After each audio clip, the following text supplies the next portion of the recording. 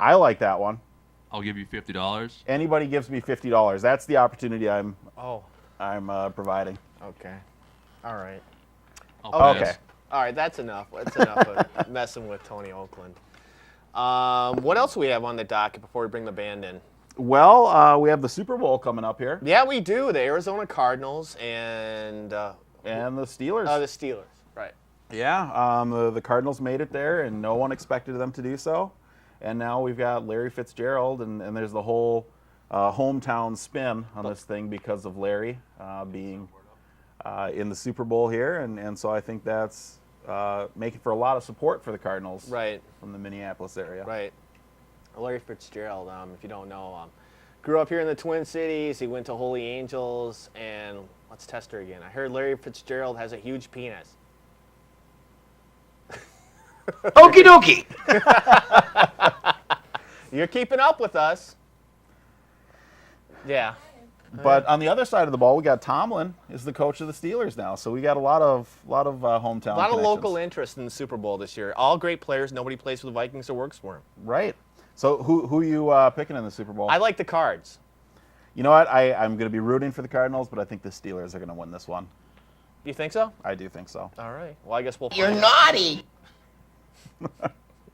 All right. Well, should we get this band out here and talk to them for a few minutes? I think before we bring in the Oh. band, we should play a clip of the band. All right, sure. So, do we have that ready back there? Or you guys need it?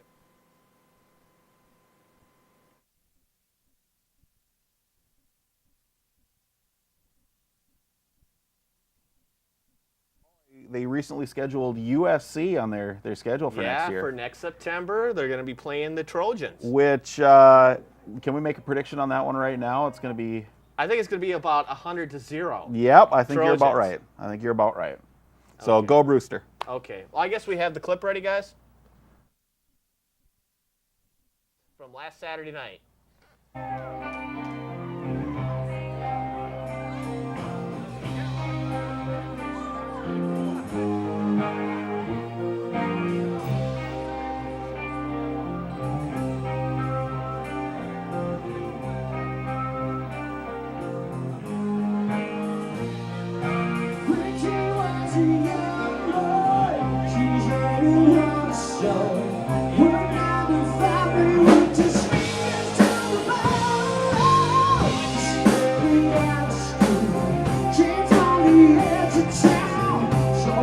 Success on the road, you're taking down. She had no money, no money at all. Walking the streets, a soldier, ready for the world alone. 18 life, you got it. 18 life, you know. You promised time, ladies. 18 life to do. 18 life, you got it. 18 life, you know. You promised time, it's 18 life to do.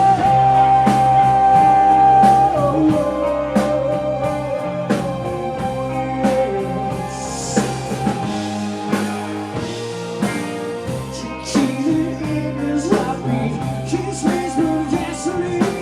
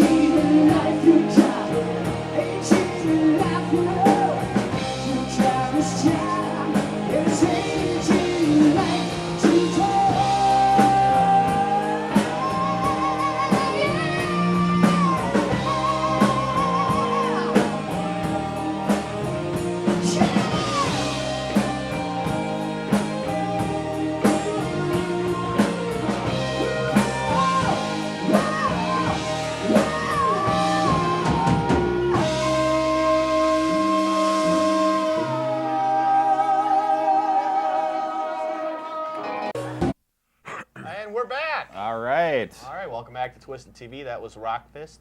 And today we have Kenner. and Chris. from Rockfist. Welcome to the show, guys. Thanks. What Thanks do for you having think us. so far? Very cool. Lots of fun. Yeah, the YouTube stuff cracks me up. I love the drive-throughs. Yeah. Oh, I forgot to mention You got to do that. You got to plug the show. You got to get on YouTube. If you'd like to see all of Twisted TV's bits, go on to YouTube and type in MN Twisted TV, and you can watch all. I think we have 23 bits on there. They're hilarious. But enough about us.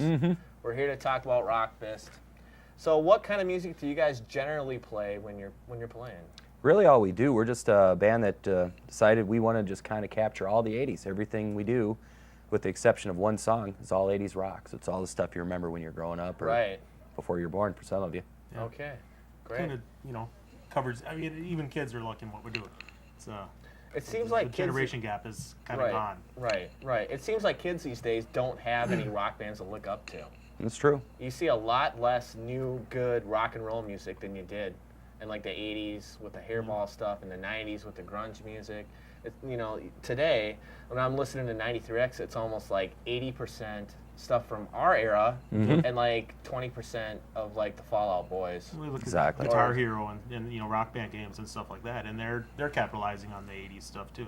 Right. Right, That's what's big. right. How did it all get started for you guys? Well, the keyboard guy who couldn't be here today actually put an ad in an Area 52 website. We're all friends with a lot of these Area 52 people.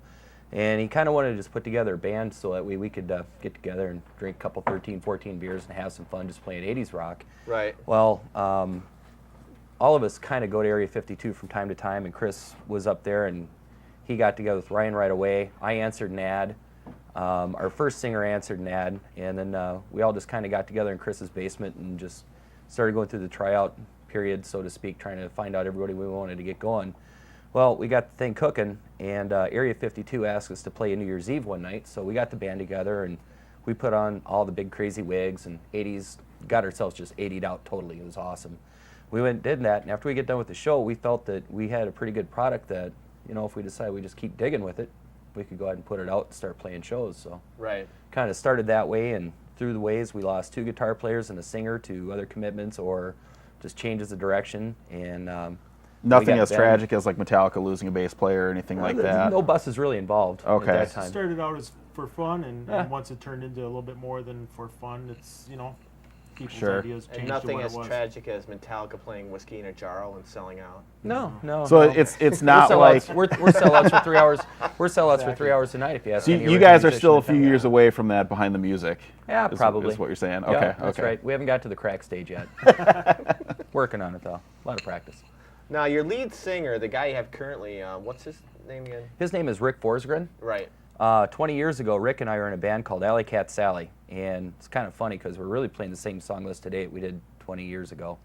And that band was a hoot because we had a regular circuit. We'd go out to Wyoming, and we'd play in Rock Springs for a week, Casper for a week, and then we go to Denver for a week, Colorado Springs for a week, and drive home and do it over again. So Oh, it was great yeah. paid vacations, what it was. Casper, Wyoming has to be a hotbed of like really hot bitches. Could you tell me about that? Well, as a matter of fact, Rick's wife is from Casper.